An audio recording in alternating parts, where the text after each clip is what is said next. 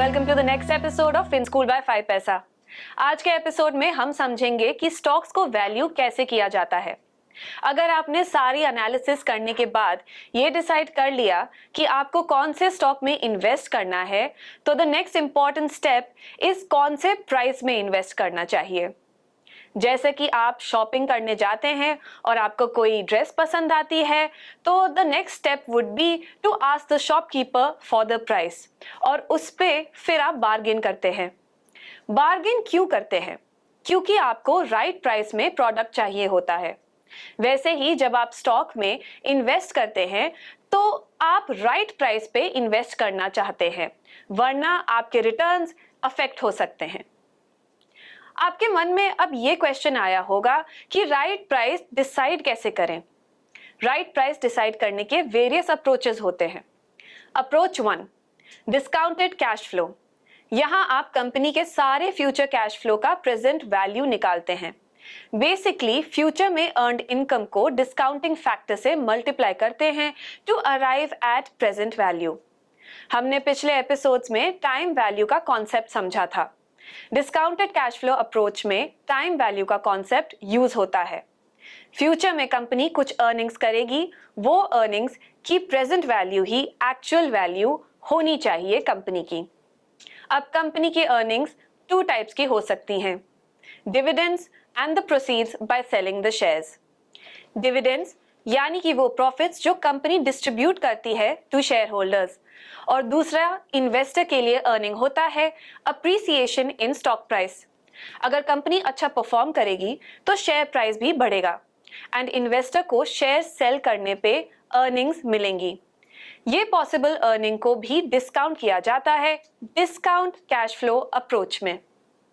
So possible dividends plus proceeds from selling stocks का present value arrive किया जाता है। अब इस प्रेजेंट वैल्यू को आप करंट स्टॉक प्राइस के साथ कंपेयर कर सकते हैं to know if the company is under और overpriced.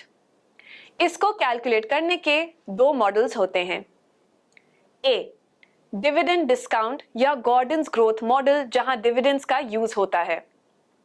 B, free cash flow model, जहां कंपनी के फ्री कैश फ्लो को कैलकुलेट करके डिस्काउंट किया जाता है to the present value.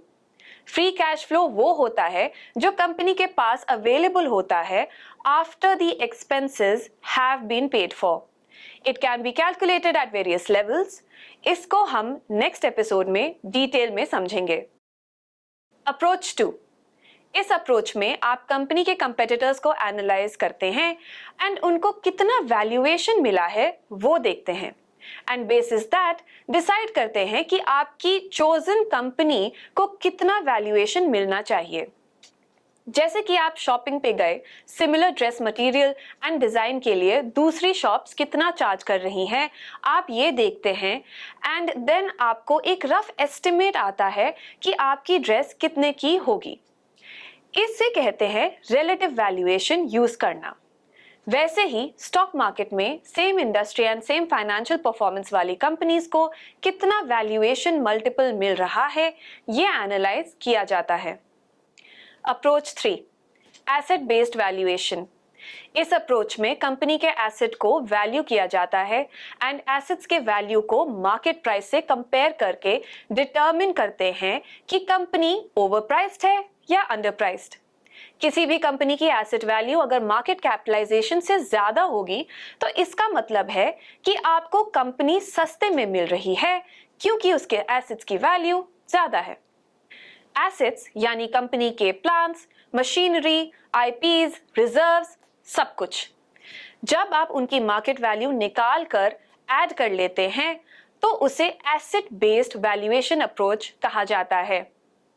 In approaches को हम डिटेल में समझेंगे फिन स्कूल बाय 5 पैसा के अगले एपिसोड में। सी यू देन।